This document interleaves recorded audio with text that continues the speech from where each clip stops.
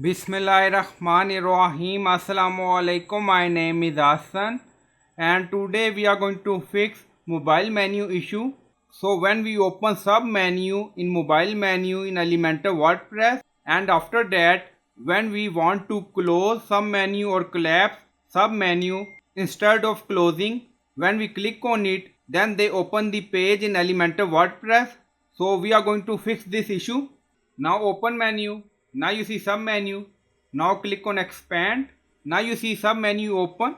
So when we try to close it or collapse mobile sub menu, now click on it. Now you see it's open another page. So we want to collapse or close mobile menu when we click on arrow. So we are going to use custom CSS. Now go to customize section and we are in additional CSS. So we are going to add some custom CSS. Now paste. Now we edit and we are using media screen query maximum width 1024 pixel. So we are going to apply this CSS on maximum width screen 1024 pixel. Now you see elementor navigation menu sub arrow and then you see padding left 14 pixel.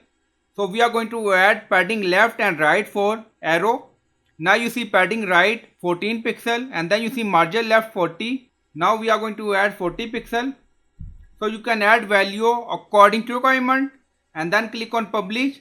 So by using this custom CSS, we are going to expand clickable area of arrow. Now publish done.